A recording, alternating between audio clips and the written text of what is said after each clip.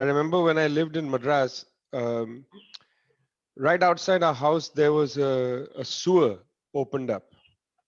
Oh. And um, for about a week, three men went into that sewer after rubbing oil on their bodies. You know, it's a violation of the Supreme Court order. Hmm. 1 million people in India enter sewers manually. It's a violation of the Supreme Court. It's against the Indian law, everything. It was right in front of thing. So, you know, you can call up the government, you can make any complaint you want. It's a barbaric, you know, when there are simple machines, it's Yeah. barbaric. I mean, there's a level of barbarism, you know, it's just wretched. I mean, it's hard to, so, you know, where you go, the discrimination inside IIT, and then just outside the gate, there is a human being Hmm. entering the sewer. And here, IIT, you know, you're studying the highest levels of science. How complicated is it to, you know, you have kids playing with toy cars. That's the same technology for the damn robot to clean a sewer. Hmm. So, You yeah. know, of course, it's much bigger than a little toy car, but it's basically remote control. Uh, it's, it's infuriating. 1 million people, huh? It's not a small number. Yeah. Wretched. It's wretched. And it's a cultural problem. It's not, you know, can't say, oh, it's imperialism or whatever. It's the wretchedness of our culture. It just reproduces this. Yeah. And it's illegal. That's the other thing, Vandana. It's Hmm. illegal. It's not Yeah. like you need to pass a law or anything. The government is breaking its own law. Yeah. Hmm. Wow, that's a big topic today. Hmm.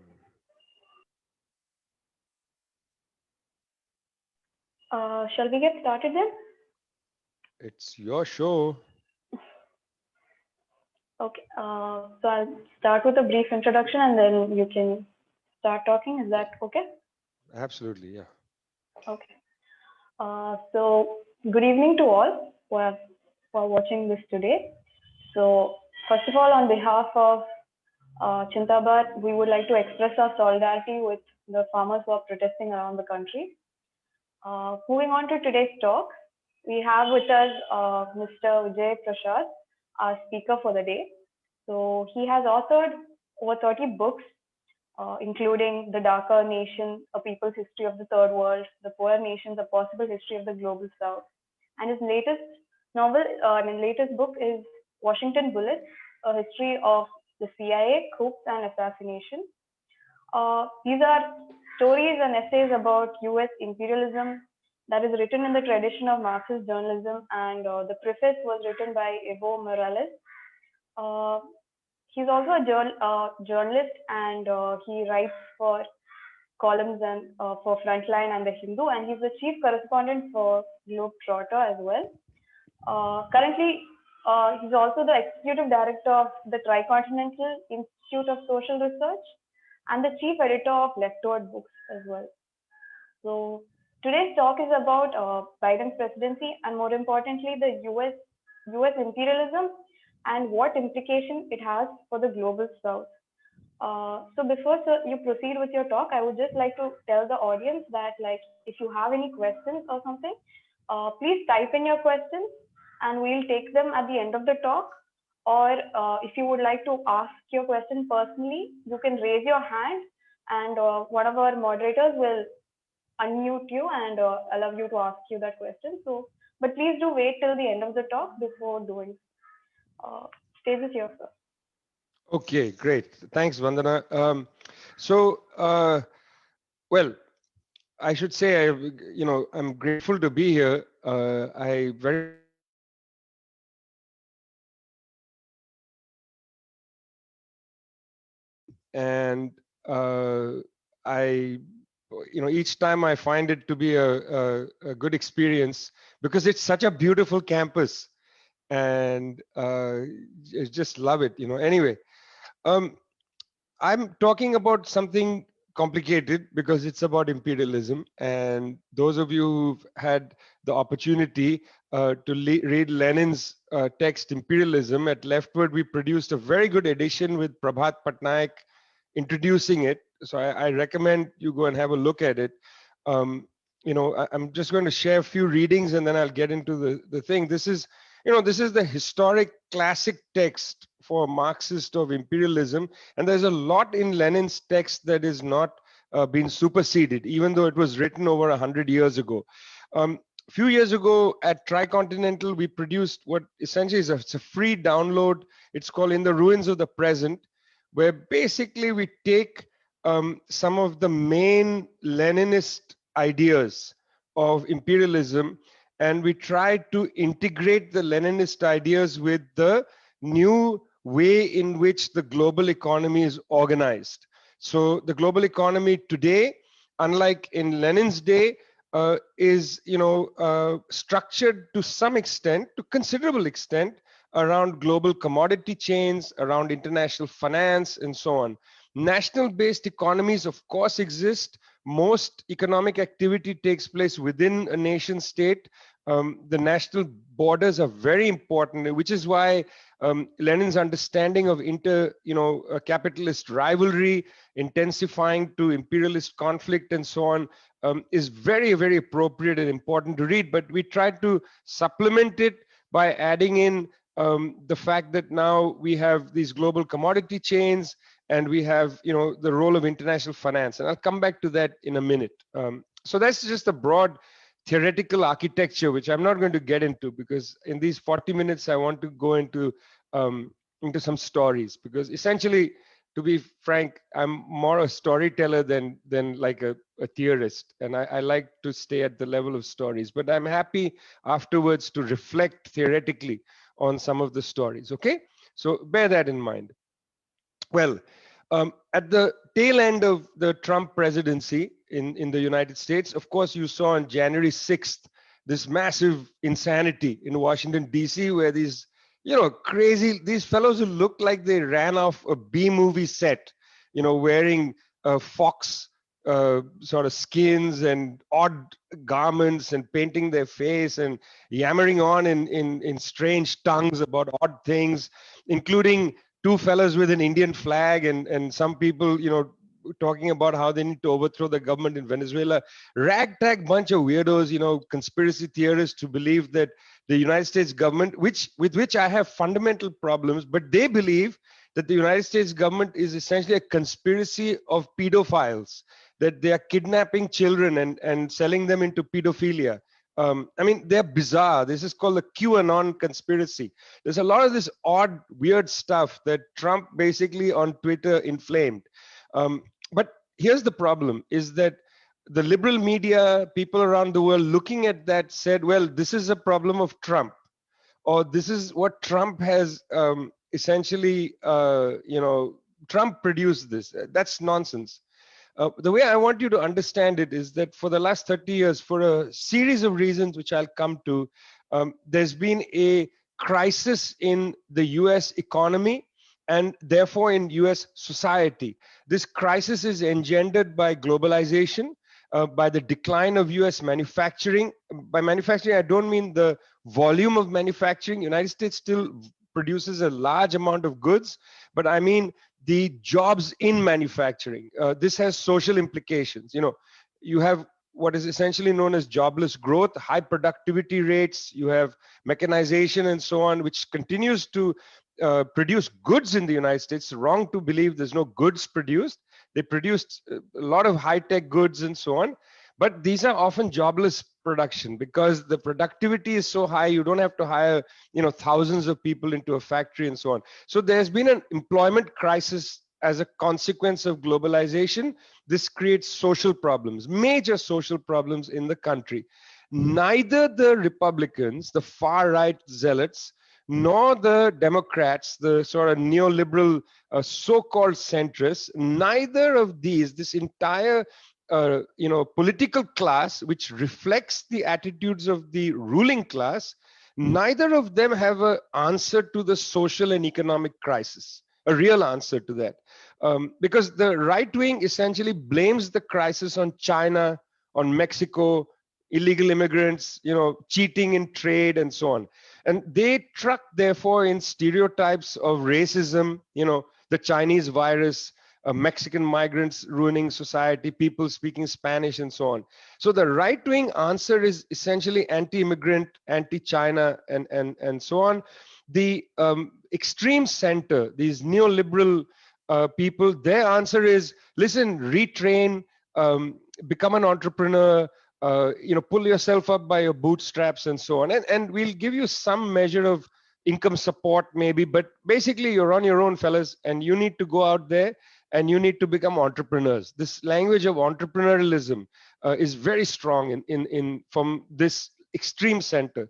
So the entirety of the ruling class and their political reflection, which is from the Republicans to the Democrats, none of them have an actual analysis, honest analysis. This doesn't mean they can't do it. I mean, they're very smart people. They can do it, but they don't. They don't have an analysis of the social and economic crisis that is realistic, that is true. They have essentially a false analysis of that crisis. And as a consequence of the lack of ability to solve the problems that they have created through processes of globalization, not only they have created, I mean, this is the process of capitalism, the problems that capitalism has created, as a consequence of the inability to solve those problems, they face a serious political crisis, a crisis of political legitimacy. And they understand the problem only as a problem of political legitimacy, not this social and economic crisis, the deeper crisis. They are looking at it very in a shallow way. How do we reassert our political legitimacy? So the debate between Trump and Biden essentially is not about policy alternatives for the people, how to drive a policy agenda to solve the economic problems of unemployment, precarious employment, debt, the immense debt crisis. Students in the United States are over $1 trillion, maybe $1.2 trillion in student debt. Enormous burden on young people. Before you even start earning money, you're already, in a quite a considerable debt to the banks just to go to college and so on, because there's, college is totally, higher education is completely commodified. Even the state higher education is for fee. It's not really subsidized. It's quite expensive. So there's enormous debt, there's precarious employment, there's underemployment, there's unemployment. The economic problem is not being solved. It creates a social crisis, social collapse of various kinds. I don't want to get into that. Where the police is playing an aggressive role. This leads to the Black Lives Matter movement and so on. They don't have any answer to this problem. They see the entire problem as a problem of political legitimacy. How do we reassert our legitimacy inside the United States of America and abroad? And the ruling class in the last 6 months or so has basically cohered around the idea that Trump is no longer capable of, providing the legitimacy for them, for the US ruling class, that Biden has got to be the safe hands, as they say, for this class to assert its dominance within the United States and around the world. And that's important, because that's the important thing. It's very hard for a country to assert dominance globally if there is internal crisis. This is basically a law of history. If you're falling apart inside, if behind you there's chaos, it's very hard to assert your dominance abroad. Because, I mean, after all, to assert your dominance abroad, you need to have massive military spending. You need to have the ability to send troops abroad and so on. If you have a civil war happening behind your back, it's very hard to, draw funds to fund a military, to send people abroad and so on. The temptations of mutiny and so on are very high. So you need to quell this civil war. Establishing political legitimacy, therefore, is a very important part of the Biden project as they come in. Here's a problem. Let's back up a little bit. Because of this economic policy, globalization, austerity, long-term austerity, and so on, Because of this particular problem, the major political parties, the Republicans and the Democrats, were not able to create mass followings, mass constituencies around a program that essentially says we are going to favor the big elites. We're going to favor the big corporations. We're going to allow them, in fact, we're going to use government money to pay for them to relocate to Mexico or to Malaysia or wherever. It's very hard to create a constituency around that program. It's hard to say we want mass support around the program of say, tax cuts to the wealthy, so that the top 0.5% of the population basically no longer pays taxes. It's hard to go and galvanize 75 million people to vote for you on that program. So because of that, there's been a real decisive turn in politics of the advanced industrial countries, including the second rank industrial countries, India, Brazil, and so on. There's been a decided turn in the last 20 years towards what is known in the literature, and I don't like this term, as right-wing populism. Whether it's the BJP, which trucks in the worst kind of anti-Muslim stereotypes, trucks in the worst kind of Hindu majoritarianism. It's in Brazil where you see Christian evangelicalism on the front page. Bolsonaro campaigned against homosexuality. I mean, he built his constituency around homosexuality. That was a big part of his agenda. Against the left political party, he said they're going to teach your children how to be homosexuals in school because they promoted sex education, which is a perfectly rational and decent thing to do. They tried to color it in a nasty way, and in fact had some success in bringing evangelicals as a political force into Brazilian society. The United States is exactly around the themes I talked about: anti-immigrant, anti-China, anti-Mexico in general, and so on. This galvanized the constituency. So the ruling class and their political cognates, the Democrats, Republicans, and so on, unable to actually bring, 75 each, that's about 150, 160 million people out of 300 million to come to the polls enthusiastically to vote for you on the basis of what program. It's much easier if the program is you hate somebody than if you honestly talk about the class issues that are there, that are confronting people.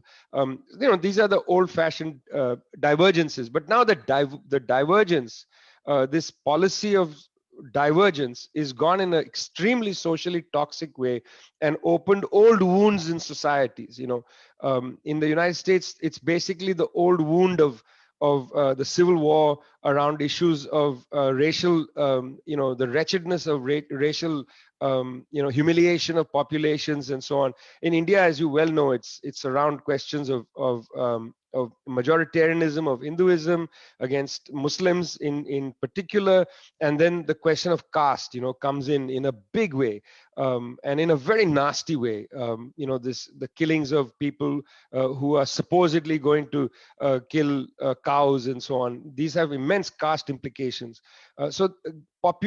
Constituencies are agglomerated around this very toxic ideas.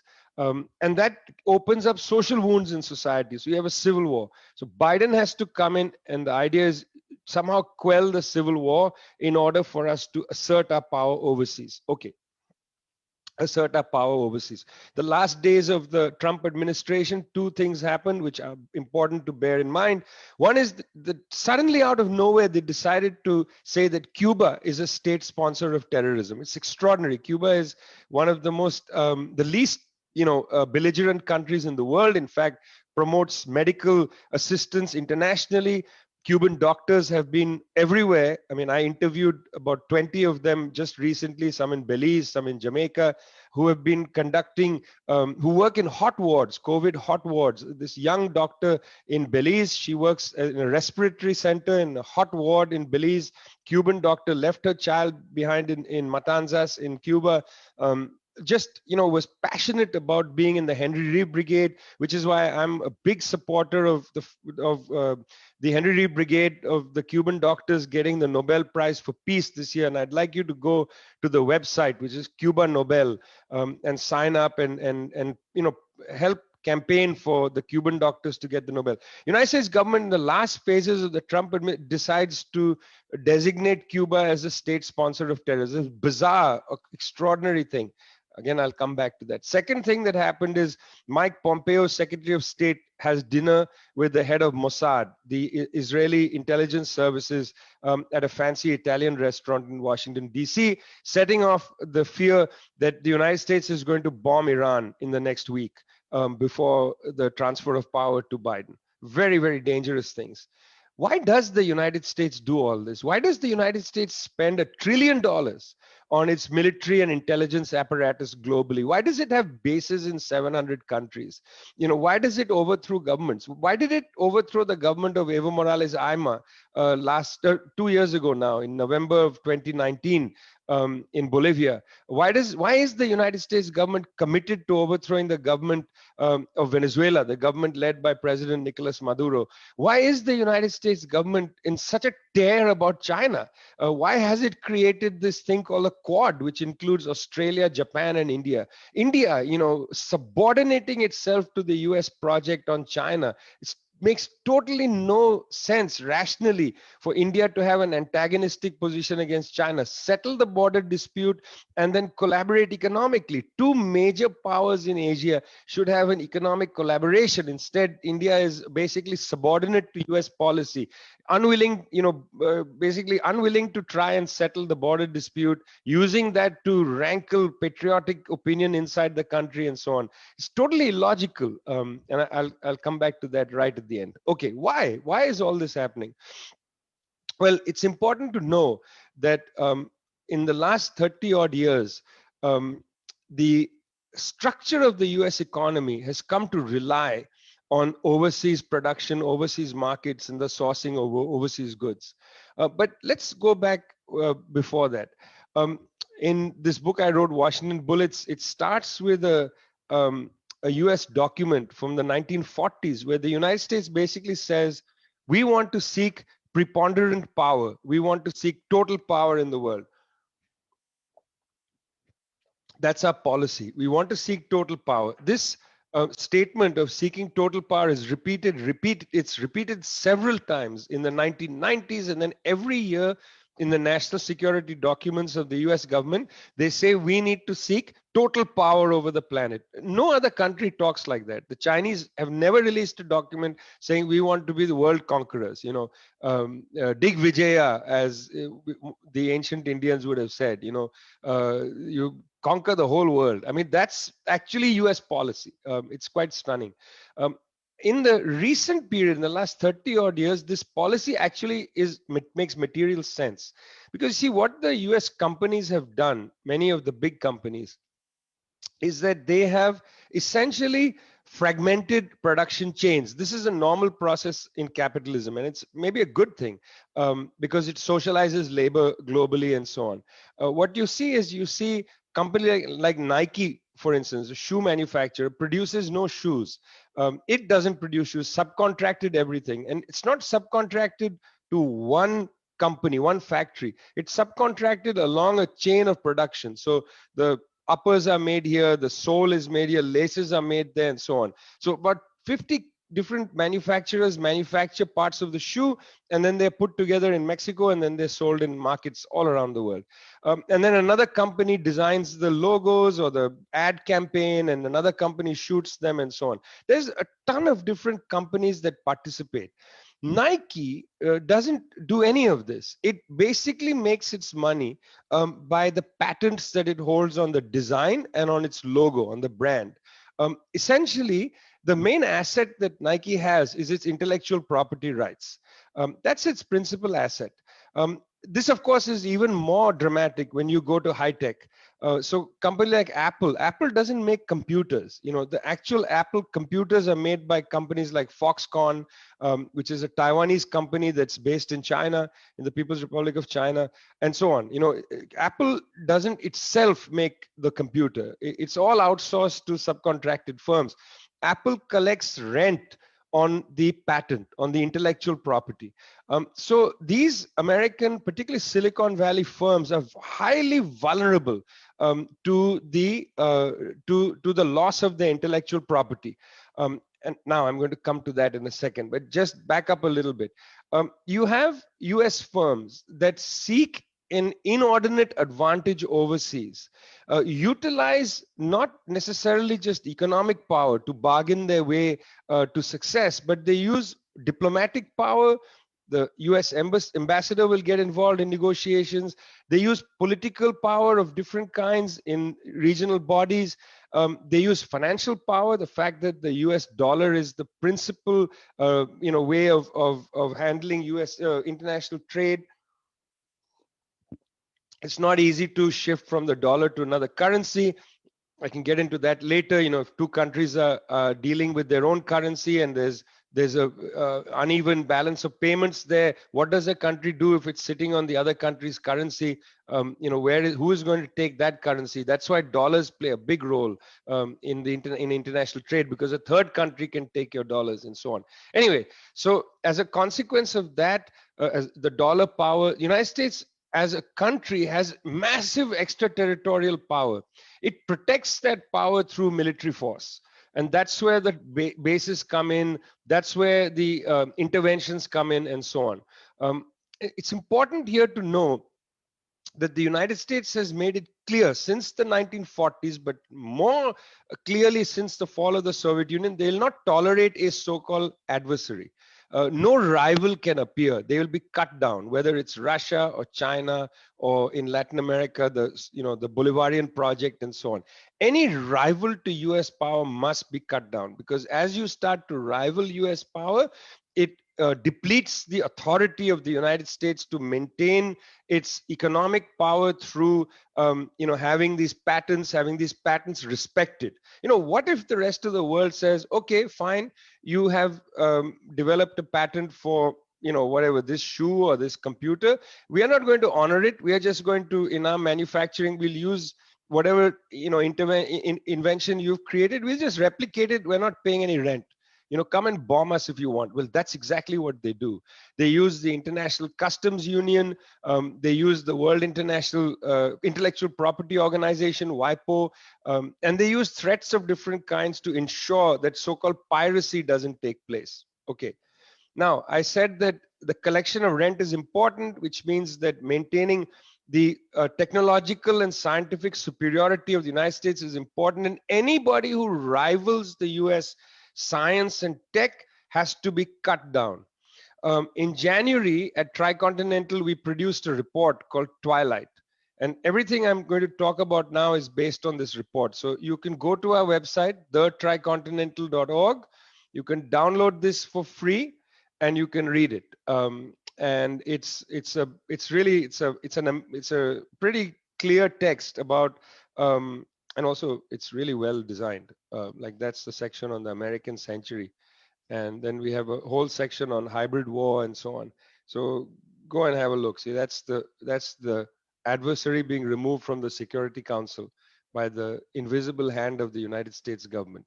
Anyway, so have a look. It's called The Erosion of US Control and the Multipolar Future. Okay. Any adversary has to be knocked down. That's the basic policy. You don't have to trust me. You can go and read US State Department documents, defense planning documents. Most of these are online. Some of them get leaked, but it's directly written. This is the policy. Okay. I don't have time to get into this, but by very clever use of trade and bilateral agreements, since the reform era opened in 1978, China essentially has developed its science and tech rapidly. I'll give you an example of the kind of bilateral deals they make. So let's say a French company that makes solar panels comes to China and says, we would like to set up a factory. Well, what the Chinese government have done since the early 1990s, what they've done is they'll tell that company, you can set up a factory here. You can, we have extremely, we have a workforce that is educated. We have a workforce that has good levels of nutrition. We have a workforce that is not sick. These are all things that are different from the workforce in India, where because the social conditions are different, the workforce is not as literate, the workforce is not as well fed, and the workforce is not as healthy as the workforce in China. That's why it's hard to pivot factories from China to India. It's a basic social fabric is not as strong as it is in China, and that's a consequence of the Mao era from 1949 onwards. The Mao era improved the living conditions of Chinese people dramatically, like this. And in India, the situation is, maybe somewhere like that. The graphs are very dramatic. So they say you can come in and you can set up your factory to build solar panels, but two things. One, you have to transfer technology. You have to show us how this works, and you have to sign off on your intellectual property. You have to allow us to develop this by ourselves. And these firms, so eager to take advantage of highly educated, highly disciplined, well-fed, not sick workforce, so eager to take that workforce in hand, basically agreed to transfer technology to Chinese firms who were their joint ventures and so on. This doesn't happen anywhere else in the world, and it has significant consequences. So what happened was, in the last 25, 30 years, China has become the world's leading producers and developers of solar energy, in fact, green technology. The Chinese basically absorbed what they learned from the French, the Germans, and others, and then they basically created advances. They developed the technology further. They were able to develop the technology further because there's been large investment in the green technology by both private and public sector Chinese institutions. Now, here's the interesting thing. You've got to go and look at the savings rate. In China, the savings rate is much higher than in other Asian countries, higher than countries around the world, much higher than in the United States. So domestic savings is high as a fraction of the income that people get. They save much more. Part of the reason they can save is that there's lots of social programs. They don't have to go and use their incomes to buy like health insurance and this insurance and so on. There are social programs, so they don't need, there's uncommodified aspects of human life, health, education, and so on. They don't have to spend their income on that, so they save a lot. The savings allows both private and public sector financial institutions to make investments, and they've made big investments in high tech. So you have on the one side transfer technology, you have big investments, you have lots of Chinese students going abroad, learning about science, tech, and so on, and within developing internal capacity, you have big developments, not only in green technology, but in telecommunications, in 5G, robotics, in GPS systems. China is way ahead. So interesting that the Indian government said, let's ban Chinese apps. I want to ask you, how many Indian apps are there that have global have a global market? It's interesting. If somebody says we're going to ban Indian apps, what impact will that have on your phone? But banning Chinese apps, it has a big impact because it includes whether it's entertainment like TikTok or the very best GPS systems are developed in China. So China, as a consequence of this economic model, took advantage in a sense of the global commodity chain to advance its own science and technology. It didn't want to just be a deliverer of labor to Western firms. It produced its own science and technology. So in these key areas of, for instance, robotics, of telecommunications, of pharmaceuticals, but then you come to green technology and so on, it has gone a generation or two ahead of Western firms. So if you look at telecommunications, Huawei and ZTE is about a generation or two ahead of Nokia and these companies in Europe that are also big developers of 5G tools. Well, look at where we are. The Chinese have produced a telecommunications revolution. They are attempting to export it around the world. And the United States now feels deeply threatened, not ideologically, not just politically. This is not like a Trump political shenanigan, to deflect from the social and economic crisis in the US. They actually feel threatened because these firms, ZTE, Huawei, and a whole range of other firms, actually threaten the dominance of US Silicon Valley, which is why when Trump starts his trade war against China, so-called trade war, even the liberal fractions of US capital don't come out and say, don't have a trade war against China. The head of Apple goes to see Trump, and all he says to Trump, he doesn't say dial down the trade war. After all, our products are built in China. He says no. He says that, look, this trade war, it is hurting us because it advantages South Korean companies. So is there a way to give us some leeway so we don't face disadvantage regarding South Korean firms? That was all he said. They are in favor of the trade war.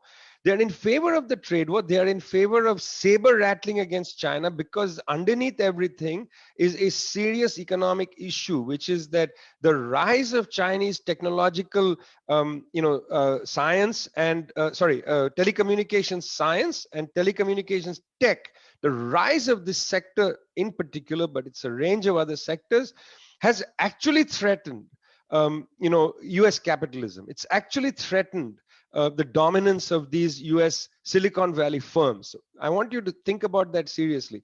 So rather than say, no, wait a minute, we produce better telecommunications, rather than compete economically, the United States has moved to the political and military level to squeeze China. This is what we call imperialism. If you want to know what imperialism isn't, just random acts of aggression against a country. Here we have a Marxist demonstration of imperialism.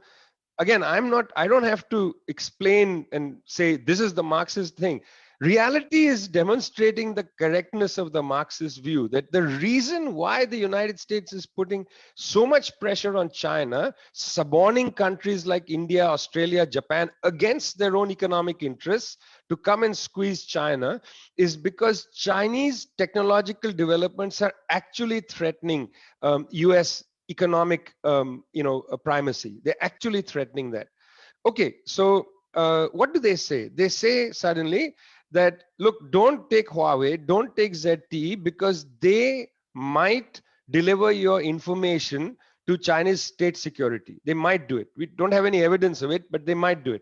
Meanwhile, Edward Snowden has revealed that the United States government gets direct information from Silicon Valley companies. This includes Google and so on. This was there in the slideshow that Edward Snowden revealed. We already know that. If you're worried about privacy, you should worry about Google. That's already on the table. It's not a potential thing. But this is ideological warfare. In the toolkit of hybrid war, there's a lot of ideological warfare. Suddenly, United States government has become the great champion of Muslims, saying, look at what's happening in Xinjiang to the Uyghurs and so on. United States government, how many millions of people have you killed in the Middle East? At least over 1 million in Iraq.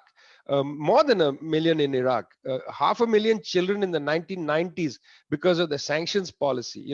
Suddenly the US government is pretending, oh, we are on behalf of Muslims. I mean, beggars belief. Suddenly the United States government is saying, oh, we are for democracy in Hong Kong. Democracy in Hong Kong, 100 years Hong Kong had no democracy. It was basically an outstation of the British Empire. Where was the call for democracy then? And by the way, the relationship between China and Hong Kong is similar to the relationship between India and Goa. So Indians who have a big issue with, oh my God, what's happening in Hong Kong? Remember, the Indian government sent the military into Goa in 1961 to seize this Portuguese territory and integrate it into India. Hong Kong was a British territory taken in the Opium Wars, at the end of the Opium Wars. So to suddenly say, oh, we are for democracy, if Indians believe that, oh God, this is an odd thing, then you should be calling for Goa to be given its independence from India, because that was forcibly taken in 1961. If you see my point there. This is ideological war that the United States conducting against China. There's diplomatic war. There's the ramping up of military arrangements, which include India, and that's very dangerous. So the question is this a Trump-driven war? No, it's not. This is a war driven by the problems, the vulnerabilities of high-tech firms, of green technology firms and so on, that are no longer confident that they can compete merely commercially, economically against Chinese firms. They are using extra economic pressure to suborn China, to put China back in its borders. They're quite okay if China delivers its workforce to work for foreign companies, but they don't want Chinese firms to have dominance in the world. But many countries in the world are quite practical about this. Angela Merkel, for instance, her cabinet just sent to the Bundestag, the German parliament, a bill that allows Huawei to operate inside Germany. They are bucking the US pressure. In Asia, 30% of world GDP came together in the RCEP, the Regional Comprehensive Economic Partnership.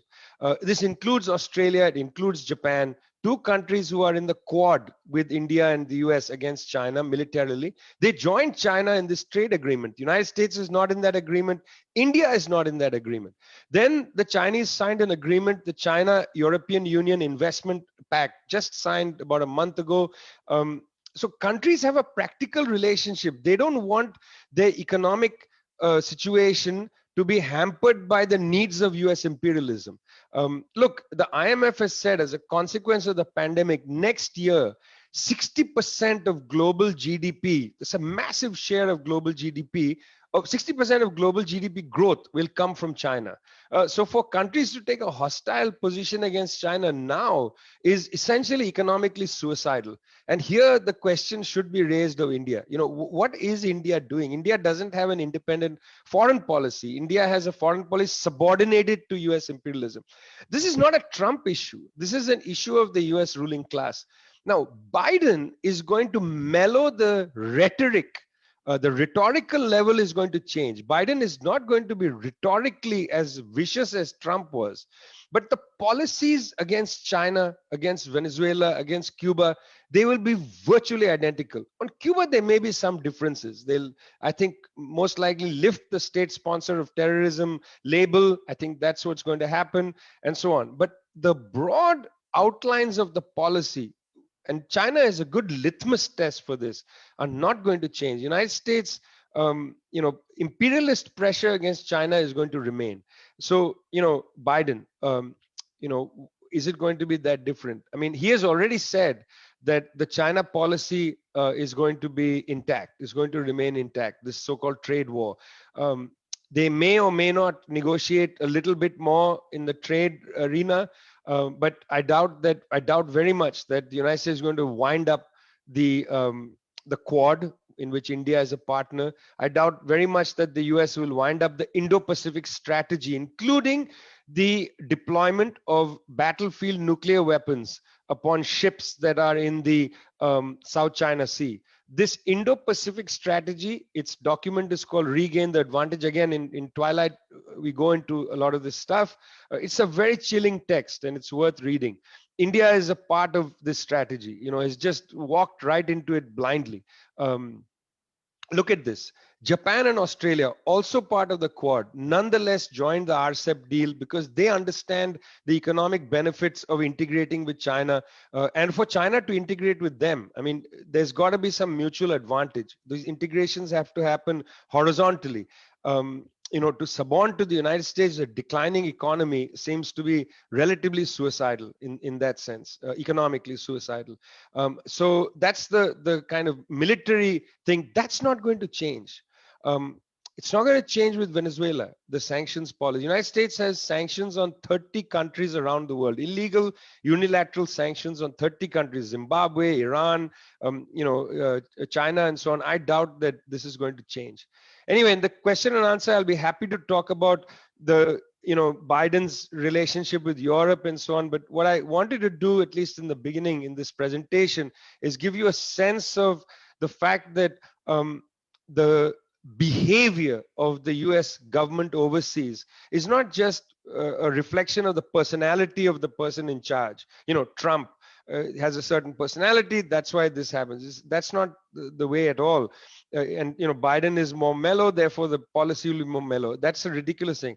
The US policy is premised on the political economy of the United States, of its ruling class, and so on. And you can see that really clearly when you look at the question of China and why the United States, since the Obama administration, has driven a really hard policy against the Chinese government, and unsuccessfully driven an unsuccessful policy against the Chinese government. It has nothing to do with the personality of the person. It has little to do with the actual political program of their party.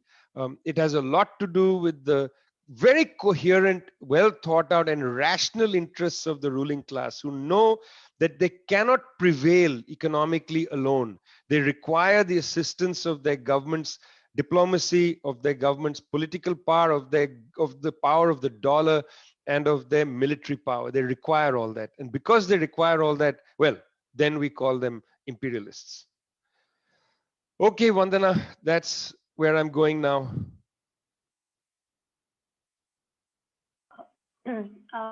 Would I will take a few questions from the chat box first. Is that okay? Absolutely. Yeah. Yeah. So we have one by Dayal. So his question is, does the global crisis of US hegemony and liberal democratic establishments everywhere open up new ways of thinking about democracy? In that direction, how do you reflect on the non-liberal democratic models such as that of Cuba, China, and other socialist states? Yes, a good question. At Tricontinental, we released a text called Corona Shock and Socialism. And we looked at Cuba, Venezuela, Vietnam, and Kerala. Kerala, not a country, but a significant state with a huge population. I mean, the population of Kerala is larger than many countries around the world. So, I mean, it's legitimate to put it in this conversation. It's 5 times the population of Laos, for instance. So it's legitimate to put it in this conversation. We looked at these and we asked, why were they not successful? Because this is not over. This COVID business is not over. I mean, there's a new outbreak outside Beijing. It's not over at all. But why were they more successful than the advanced capitalist countries, including India at large, Brazil, United States, most European countries, so on? And we found 4 reasons why they were more able to at least start breaking the chain of the infection. One of them is they took science seriously. So Kerala's health minister, K.K. Shalja, heard about what was happening in Wuhan. She knew there's students from Kerala studying there. It's a highly developed area, Hubei province, a lot of German companies in that area and so on. She knew there were students from Kerala studying there. She immediately empaneled a group and they followed WHO principles and so on. So they didn't have a superstitious, hallucinatory attitude towards a virus. They took science. Policy for them should be driven by science, not hallucinations. None of this cow dung business and whatever, making noise and, that nonsense which creates illusions among people. It's a very simple protocol. Wash your hands, wear a mask, be safe. If you have the symptoms, stay at home, get tested, contact tracing, isolation, very simple things. It's not, you don't need a major degree in nuclear physics to get it. Basic principles that the WHO released early. Second thing was that there was a public sector involved in many of these countries. Like in Vietnam, they could immediately produce masks. In fact, in the early days of the pandemic, Vietnam sent 500,000 masks to the United States, which couldn't produce masks because they are essentially a totally privatized economy. So public sector played a big role, producing masks, producing sanitizer, and so on. Then the third thing is immense public action. In Kerala, Kudumbushri, which is an enormously large cooperative, just pivoted from producing pickles and dried fish and so on to producing hand sanitizer. Again, you don't need to be a nuclear scientist to figure out how to make hand sanitizer. You can get 100 formulas online, you can make it at home, but they made it at scale. They started stitching masks and they distributed. So public action, trade unions acted. In China, neighborhood committees acted and so on. The fourth thing, and by the way, in these societies, public action isn't commodified. You don't need to be an NGO where you get, where you get salaries and there's funding agencies. It's volunteerism. People are in groups. In Cuba, almost everybody is a member of a group of the Committee to Defend the Revolution. And I can talk more about how that functions. It's very interesting, but it's not commodified action where you rely on somebody with a salary to do the work for you, and you are sort of passive recipient of their largesse and of their work. Public action is where everybody has to be involved. And the fourth thing is internationalism. These countries took an international position. They said we must internationally fight it. They didn't say, oh, it's China's fault, or they didn't take a racist approach. So they have demonstrated that there's some something to this model, the various forms of socialist model. These are all very poor countries as well, so you got to take that in hand, including China, where by not just per capita, but by the if you look at the general standard of living of China, it's still relatively in a developing country level. The indicators of literacy and so on are high. It's like Kerala in that sense. The social numbers are high, but the standard of living is still low. You still have slightly deflated, intake of consumption and so on. Anyway, the point I want to make is that yes, they have demonstrated something, but you're fighting against an enormous propaganda battle where the United States has still the ability to shape the narrative of world events. This idea of the China virus or China's authoritarian, these are very compelling storylines. I mean, people will say, well, what about the Uyghurs? They'll focus on the Uyghurs.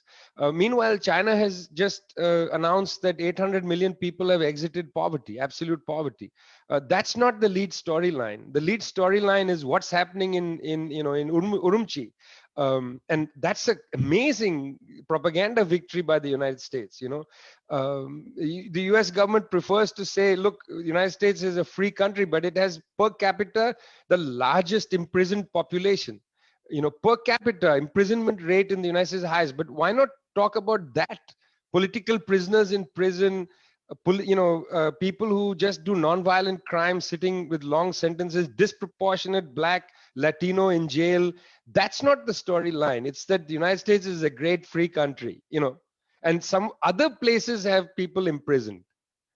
It's incredible, that propaganda victory. So, I mean, I would say to Dayal, look, other forms of democracy and so on, that's all very well, but you have to first overcome this information warfare barrier. Information warfare is real. It's not it actually shapes the way you see reality. Like love jihad, for instance, how captivating that stupid concept is. Love jihad. It's so stupid as a concept. Young people have a hard enough time falling in love, dealing with their own social development. In India anyway, there's no privacy. It's so hard to meet people. Where you're going to go? All of that is anxiety ridden. And on top of that, these vicious old men construct a concept like love jihad to make people anxious about something that they're already deeply anxious and terrified about. It's a vicious, nasty kind of thing. That's real. That information war means that mobs go and kill people. Real young people who have fallen in love are getting killed. Whether it's by some bloody medieval Kap Panchayat in Haryana, brutal, nasty form of social life, again, the kind of ridiculousness of old men, or this love jihad. Now, this information war, and it has real impact on people's lives. I think I skipped a question just before Dayal. Abhinav Surya asked, US today declassified documents about US framework for Indo-Pacific. It emphasizes on accelerate India's rise to counter China's rise. Will this benefit India and Indian people? I mean, where? How? Hundreds of millions of Indians don't know where their meals are going to come from, the next meal. The pandemic has exacerbated that. Farmers are sitting in a legitimate protest against 3 farm bills. Then there are 2 labor ordinances, that have basically extended the working day beyond 12 hours. Where is the evidence of that, pushing China down is going to help India? How is that going to happen? I would like somebody to explain that to me. I mean, currently, China is the most resilient economy in the world. 1/3 of world GDP has joined RCEP. United States is not part of that. What is India going to do? Start trading more with the US? Do you think the United States? Let me tell you something interesting. When Iran was selling oil to India, India was paying in rupees. And the rupees were sitting in a bank in Calcutta. So I asked the Iranians, why don't you use this money to buy goods in India? Rupees, buy goods and have it shipped to Iran or shipped to a third country and then do some kind of thing. Do you know where the Iranians buy their wheat from? They don't buy Indian wheat. They buy wheat from the United States, even till today. Um, it's not so easy for India to suddenly rise out of nowhere. I mean, what's the plan? What's the project? I don't see this Niti Ayog in Delhi produce a plan, that's goes along this idea of accelerate India's rise. What is the plan? How are you going to do it? Your workforce is underfed. You have the rigidities of a caste system. Unless you knock this stuff, I mean, how are you going to tackle what rise are we talking about? Let's not get stuck in the information war. Let's get practical about things. um, you're in Chennai. Out between Chennai and Coimbatore, there's a range of factories. How poorly managers treat workers in that area. You'll remember that there were some really dramatic instances of managers slapping workers and so on. The rigidities, the nastiness, the caste-ridden nature of the hierarchies of employment. I mean, you tell me. I mean, you can have a phrase like "accelerate India's rise." How? The question doesn't offer any indication, and nor does the US government document. And because we've basically dissolved the planning commission and created this bogus Niti Ayog, which cooks up statistics left, right, and center, what's the plan? What's the plan, guys? I mean, Adani and Ambani will get richer, we know that, but what's the plan?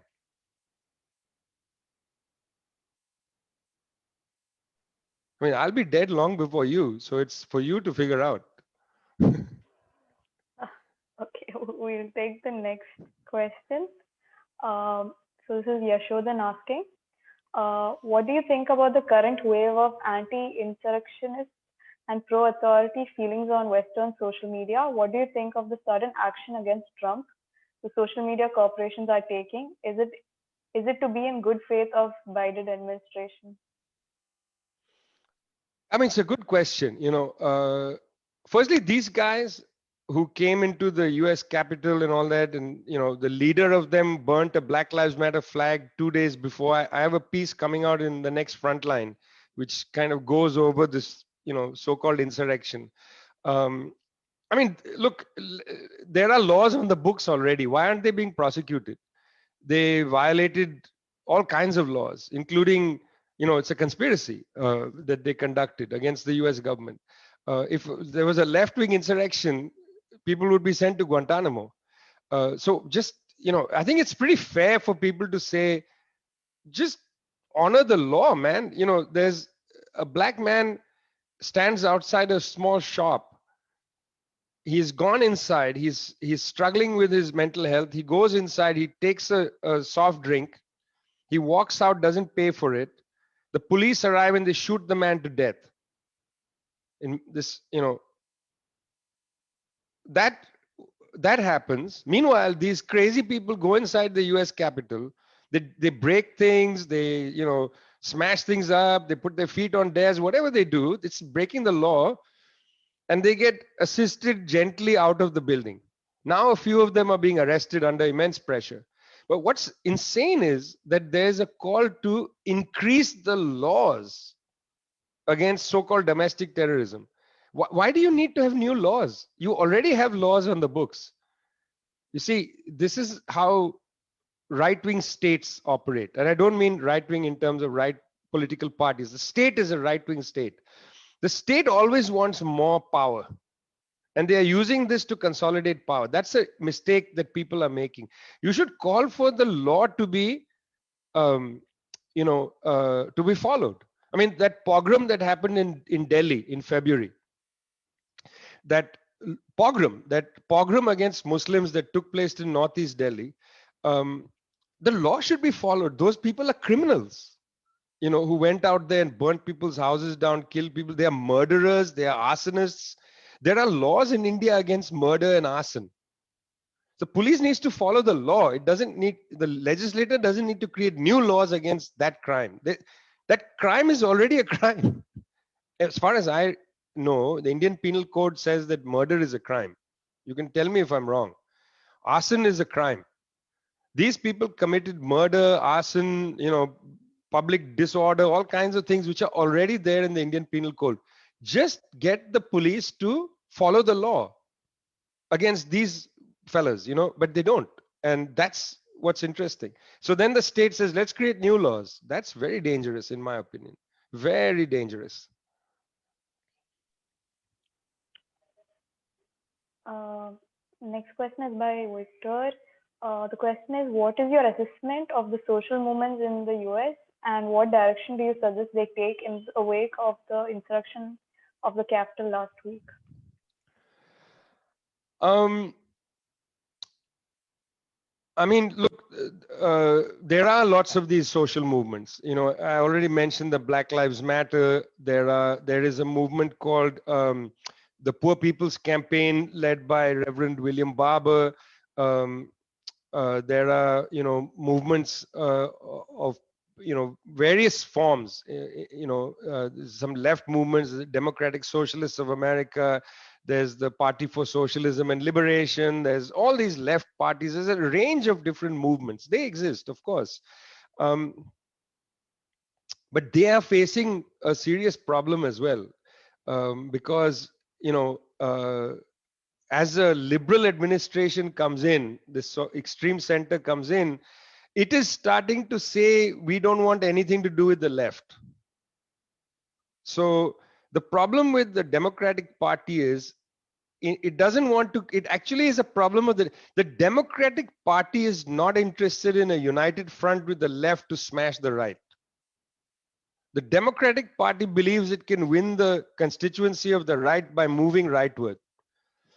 And so that's a problem. That's the problem of these so-called centrists, liberals. Look at India. I mean, people keep telling the left, you should collaborate with the Congress to go against the Hindu right. But the Congress is the one that's as anti-communist as anybody and as anti-left. They don't want any collaboration. So it's a bizarre conversation. I don't hear the liberal intellectuals yelling at the Congress saying you should unify with all the other progressive forces against the BJP. No, they yell at the progressive forces, at the left and so on, saying, why don't you ally with the Congress? That's insane. It's the Congress that doesn't want to. The Democratic Party doesn't want the left. So when Biden came in, Biden's surrogates turned on Alexandra Ocasio-Cortez and the squad and attacked them. Why are you attacking them? I mean, you should be at this juncture in history joining together and attacking these legions of the right, the hordes of the right. No, they don't. They believe somehow that if they turn rightward, they can get that constituency. This is the limitation of liberalism. Liberals have this thing. They are more scared of the left, even though the left is weak, than they are of the right. They believe they can do business with the right because they're basically fractions of the ruling class, whereas the left is outside the ruling class consensus. And I think we need to just come to take a deep breath and come to terms with that simple proposition that this is a class issue. That liberals are a fraction of the ruling class. They are a political reflection of a section of the ruling class.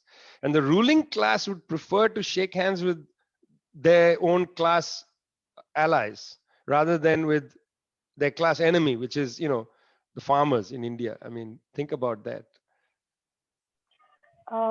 There's Amil Varghese has raised his hand, so we'll unmute him so he can ask his question. Okay.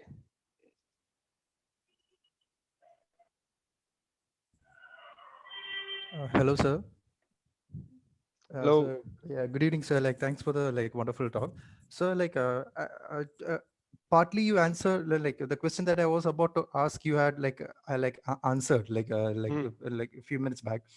So, my question is, so right now, even though Joe Biden has won the U.S. presidential elections, but if you look at the House of Representatives in the U.S., their majority has been reduced, the Democrats' majority, and even in the Senate also, it's you can say with victories of John Ossoff and Raphael Warnock, Democrats have slightly regained control of the Senate.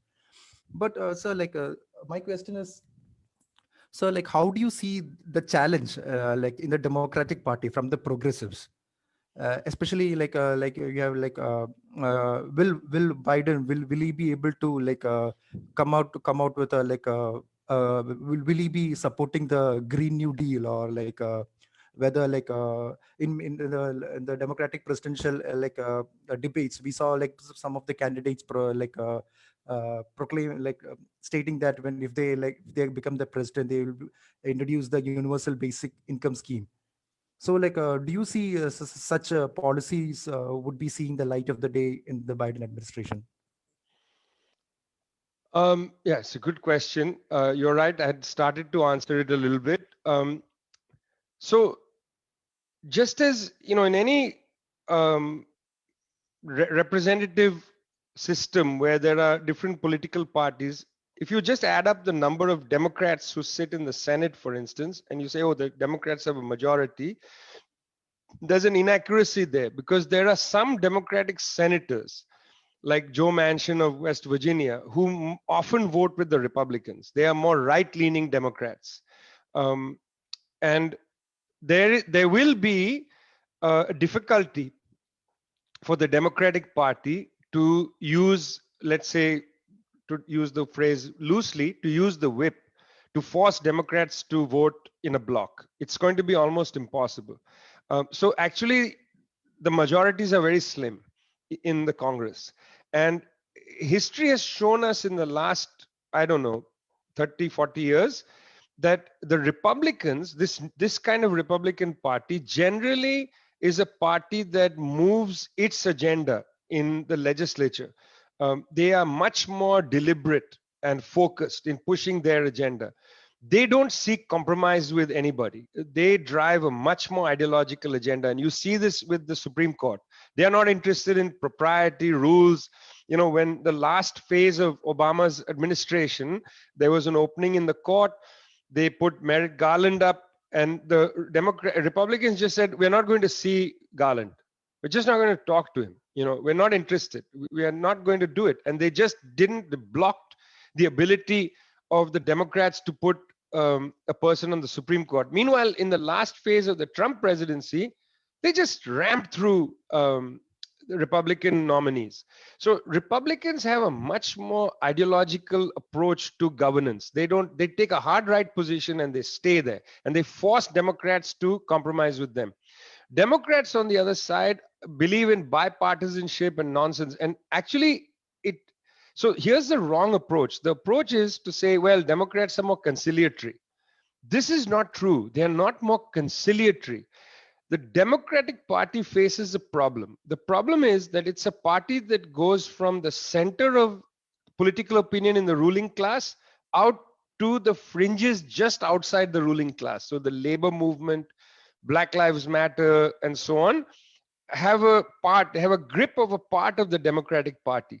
So what happens is the language of bipartisanship and compromise and so on, that comes from the right wing of the Democratic Party, because their general policy orientation is closer to the center Republicans, so-called moderate Republicans, than to their own party members.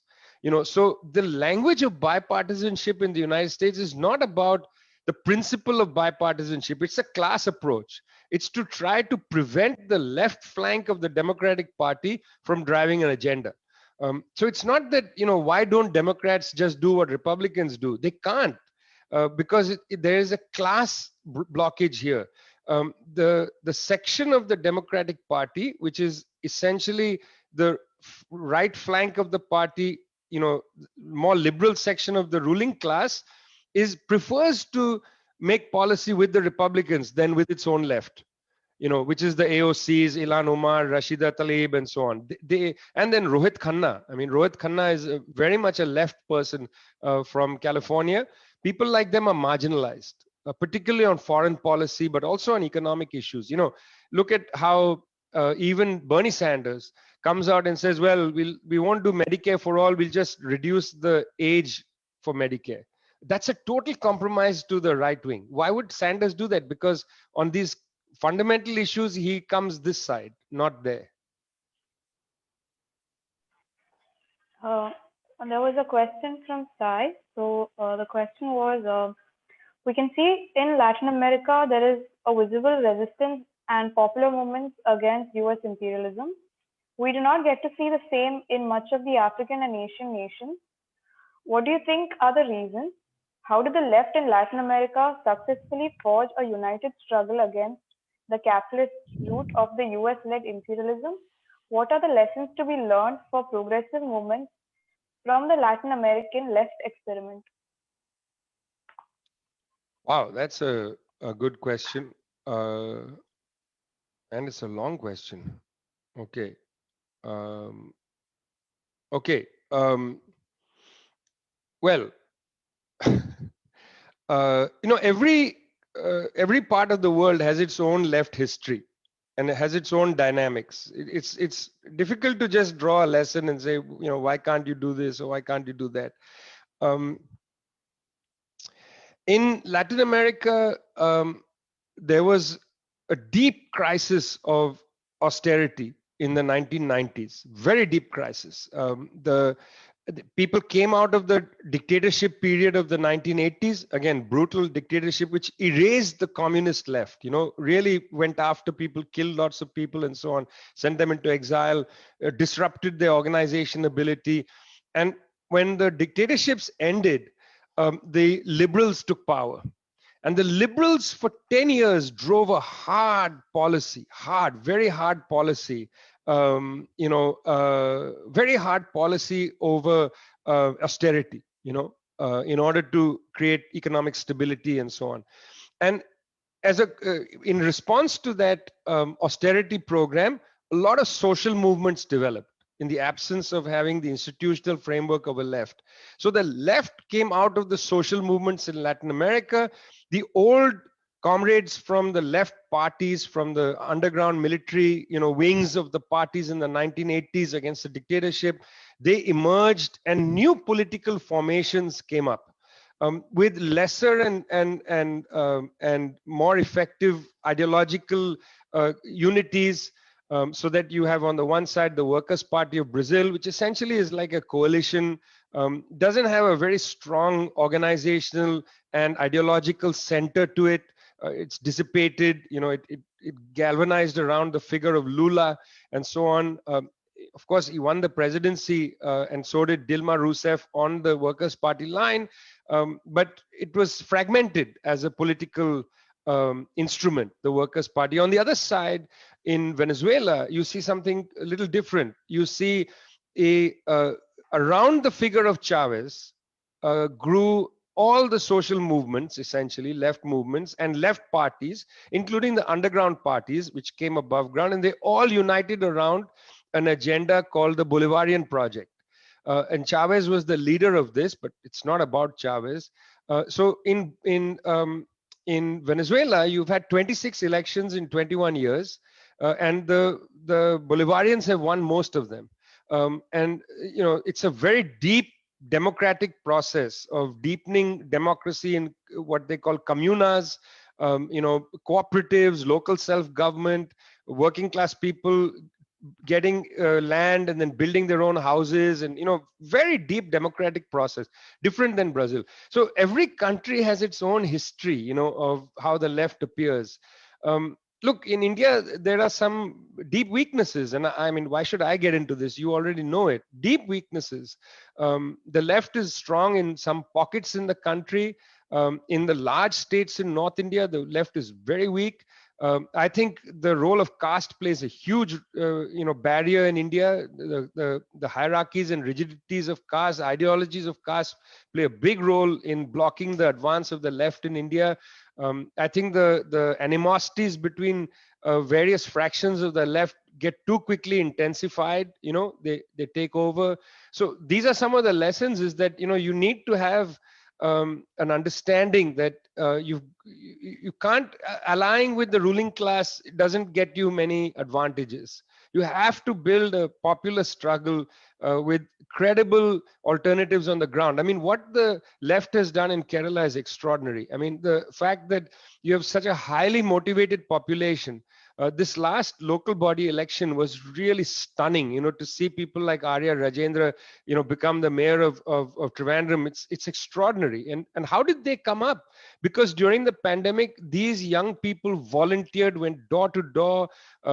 Political leaders created public action vehicles, like Helping Hands was one, which a CPIM MLA just said, let's create a volunteer instrument called Helping Hands. People joined and they went door to door to see if people needed anything and so on. That level of public action, then the practicalities of creating cooperatives like Kudumbushri and all the hundreds of others that are there, people's science movements, the medical movements, polyclinics in Telangana and Andhra Pradesh, all of this political and public activity, that's what galvanizes society. A direct attack on caste, for instance, the Tamil Nadu untouchability eradication campaign, it's incredible, going and breaking caste walls and so on. That creates confidence in society. That's the lesson to learn. But every country has its own journey. You can't say, let's see what happened in Cuba and then import it to India. It's not possible. I mean, what are you going to do? Go to the jungle? I mean, look how Naxalism today is so disoriented.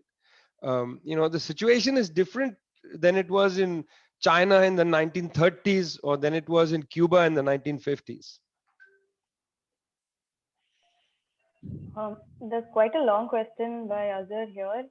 I think it's better if read. I'll just read out the last question mainly. So it's, do you think that we will see US imperialism fortifying its power all over the world, or will the rise of China and other factors play a major factor in ensuring that does not happen? The previous lines asking is implying that the US government under Biden will be more belligerent or effective. I mean, this is an open question. So here's the hint of it. The Biden administration has made it clear that their tactical ploy is to basically try to create again the Atlantic Alliance, Europe and the United States against China. Yes, there's India, Australia, Japan in the Quad, but they want the Europeans to be very much players in it. And actually, this is the reason why Biden is and the Democrats are eager to go back to the Iran nuclear deal, because the Europeans really want it. They're eager for they're willing to go into the Paris talks again because the Europeans really want it. I mean, what the Biden administration is keen on is making Europe part of the alliance. But just before the Biden administration comes to power, the Europeans sign an investment deal with China. Biden's national security advisor, Jake Sullivan, made a series of tweets saying, don't sign this deal. Wait till we come. Don't sign the deal. And Angela Merkel just said, no, we're signing the deal. And, Germany was the chair of this. In Asia, the RCEP, Vietnam was the chair of ASEAN during this process. And the United States has been trying to exacerbate Vietnam-China conflict, but Vietnam said nothing doing. We're going to, shepherd this deal through. So indications show that most countries in the world are fairly practical about the situation. And they are not going to allow themselves to be suborned into the US thing. I mean, that's where, look, Australia and Japan have enormous economic ties with China. So they signed RCEP despite the fact that they are willing to play with the US, on this Cold War. India is the outlier.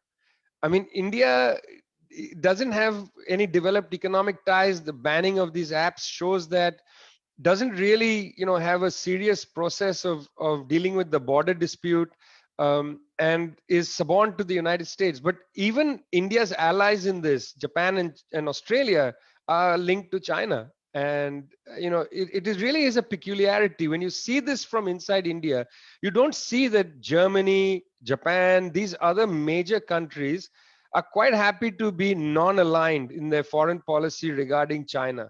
And I think the Chinese, all they are seeking is multipolarity. They don't want to overcome the United States. They just want to be players in the world. I mean, they've made it publicly clear that they don't seek to be the next hegemon, the next primus inter pares, first among equals. No, they say that they just want to have a multipolar world. Their ambitions have been stated. Now, whether you believe it or not, that's a separate issue. But United States government says they want primacy.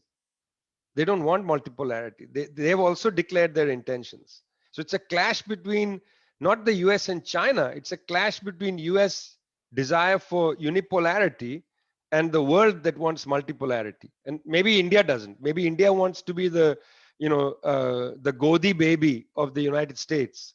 That's a different matter. I mean, that's something that Mr. Modi needs to tell the people. I mean, do you want to be a country that stands up on its own feet, or do you want to sit in the lap of the United States? Mr. Modi, what is your answer? There's one final question in the chat box. So it's talking about US is in crisis economically and politically. In economic domain, such a crisis has been manifested in so-called trade war.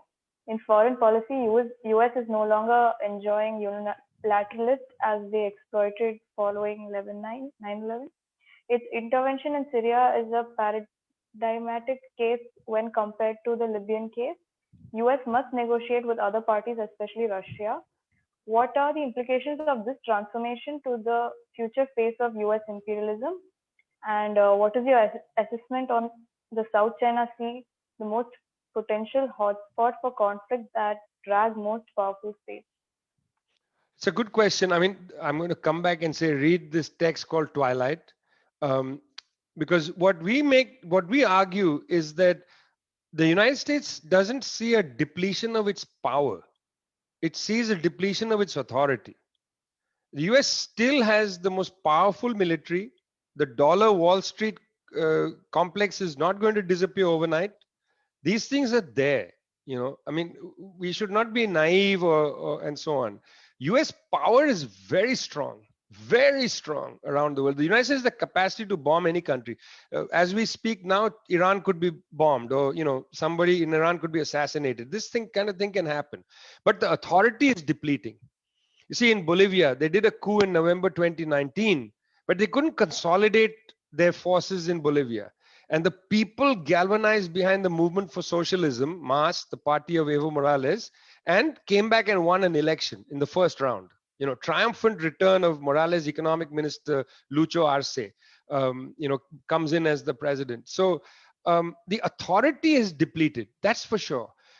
And it's not Russia cannot compete with the United States militarily. Look, the US has hundreds of warm water naval bases. Russia had two, one in Sebastopol in the Crimea and one in Tartus in Syria. And that's why the United States went after Ukraine and went after Syria. It would have taken out Russia's two warm water bases. Russia was able to secure Sebastopol and secure Tartus. These are tactical victories for Russia, but look, they only have two warm water ports. United States Navy sails everywhere, dominates the seas. So, and you might say Navy, I mean, we are in the air, the era of the air. No, the Navy plays a big role here because so much of world trade takes place by the sea. You see, Iranian oil tankers come to Venezuela. 5 of them make it into Venezuela, deliver oil. Next lot come in, the US has interdiction of the tanker in international waters and steals the oil. Was this reported in India? I mean, why wasn't this front page news that it's an act of piracy on the high seas conducted by the US Navy? But it was barely reported anywhere. So I mean, I just want to make clear that US power hasn't depleted. The institutional power is not depleted. It's its authority that's depleted. But because of the information war, it's very hard to even see the authority depleting. Okay, Vandana. Yeah, so I think that was the last question, unless there's anyone else if they want to raise their hands. But I think otherwise we've taken all the questions. Good. Yeah, I think that's fine. So yeah, thank you so much for talking to us today, and it was a very informative and interesting session. And I'm sure it was, especially in light of what is happening right now in US, it's especially important to think about these things. So thank you for taking your time and talking to us today evening. Thank you so much. Not at all. And by the way, just go and read Twilight. That's all I'm saying. Okay. Okay. Bye. See you later. Thank you. Bye.